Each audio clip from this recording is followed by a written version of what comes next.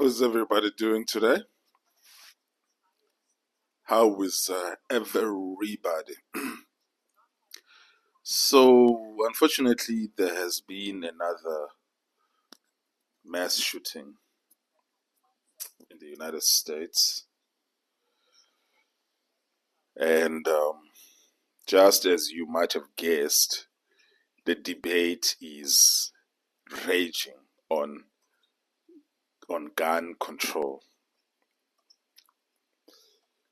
You can always trust Democrats and liberals to never let a crisis go to waste.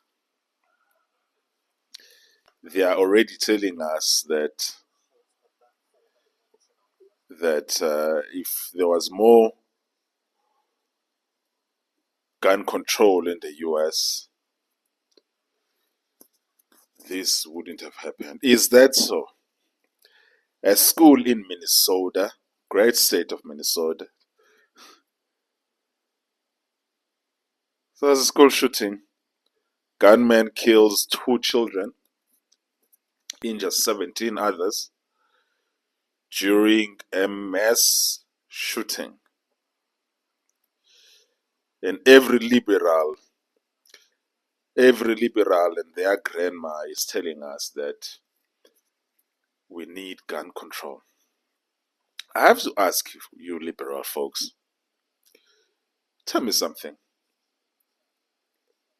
Have you been anywhere else in the world other than the United States of America? Have you been to nations that have gun control? Let me start here. Have you been to South Africa? Are you aware of the level of gun violence that happens in South Africa every day? Are you aware that South Africans are not allowed by law to own assault weapons? They can own one handgun and one shotgun after a process that normally takes approximately a year, which involves tests and exams and other things, and it takes up to a year. That basically is the kind of gun control that you guys want. But I can tell you now that if you were to take all of the mass shootings that have happened in the United States of America in the past 15 years, you'll still come short in the amount of people that get killed in Johannesburg in 1 month. 1 month. Not even a year, just 1 month. If you take all of the mass shootings that have happened in the US and all of the fatalities that have resulted from that, you'll still be short of all the people who die in Cape Town every month. But people in South Africa can own assault weapons, the ones that you hate so much. But criminals, by the way, criminals have those guns. They have so many weapons. My goodness. There are so many AK-47s on the streets of South Africa. My goodness. You would swear that you are in Moscow. But what am I thinking? Of course, you've never been to South Africa. You've never left California in your life. What am I thinking? Maybe let me use an example that is closer to you. Have you been to Mexico? Mexico. You don't even need to go to Mexico City. Just have you been to Juarez? Just right across the border, Juarez. Do you know how violent Juarez is? Do you know the difference in violence between Juarez and El Paso? Oh, and by the way, people can't own guns in Mexico. Oh yeah, you can own one handgun and it will take you a year to own a handgun. And yet, if you take Mexico, the northern parts of Mexico, on the strip around just just below San Diego, which is what's that town just below San Diego? Let me just check now. I'm gonna check for you.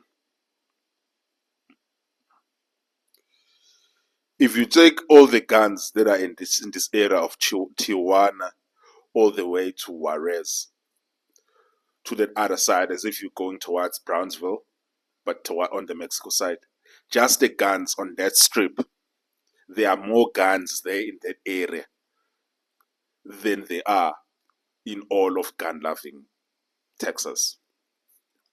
But everywhere you go in Texas, people have guns. There are guns everywhere. People are allowed to buy guns. People are not allowed to buy guns in Mexico, but there are more guns in Mexico. But what am I thinking? You've never been to Mexico either. Shit, you've never been anywhere. You've never left California in your life.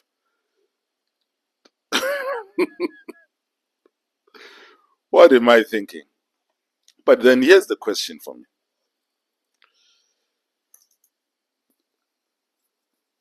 Suppose you know that someone wants to hurt you. You know that they want to hurt you and your family. What would be the best way to protect you if you knew that someone wanted to hurt you?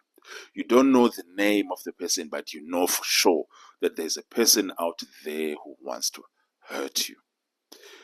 Would you say that the best way to protect you is to pass a law that say don't hurt me? You know, sometimes the things that liberals espouse, I'm like, how can you folks be so dumb? Like some of these things just don't make no sense to me.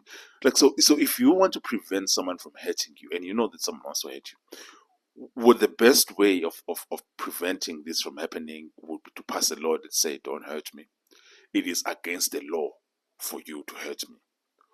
Or would you rather buy a gun, protect your home, fortify your home, make sure that your home is safe, make sure that you lock your door, and make sure that you have a loaded gun? What would be the best way of protecting yourself? Doing that and then, yeah, then call law enforcement, but once you are actively protecting yourself? Or would you just cross your fingers, pray to God, and say, and hope for a good outcome while you wait for the police? Tell me something, dear Democrat. How long do you think it takes for the police to respond to an active shooter situation? And so if if I'm in that situation and I can't protect myself, I'm supposed to wait for the police. Oh, but okay, but you are telling me that if these guns are not allowed, this person who does not care about my life will care about the law that say they mustn't own this gun. Which one is a higher offense? Taking lives of many people or owning a gun that you are not allowed to own? Which one is a okay? But okay, now let just walk me through this. Walk me through this. So if someone does not mind killing 10 people, 20 people, 30 people, you think that person would be like, oh, gee, the law say I can't own the assault weapon. Yeah, yeah. I don't know, folks. Like, I don't know. Like, some of the things you guys believe are just, like, they're just dumb. Like, they're just dumb. Yeah, but anyways, like, with that said, I think one of the reasons why I love America is the Second Amendment. Second Amendment. Because I understand that my safety is my responsibility. Protecting myself and my property is my responsibility. Protecting myself and my property and my family is my responsibility. The police just plays a supplementary role. The police and private security and all those guys, they play a supplementary role.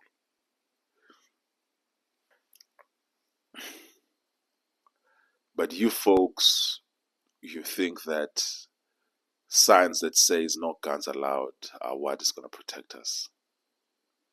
You can't even keep illegals out of your country, but you think that you can keep guns out of your country by just passing a law that says no AK-47 allowed, no R4 allowed, no M something, the M series, no, X, list a weapon, R1, R4.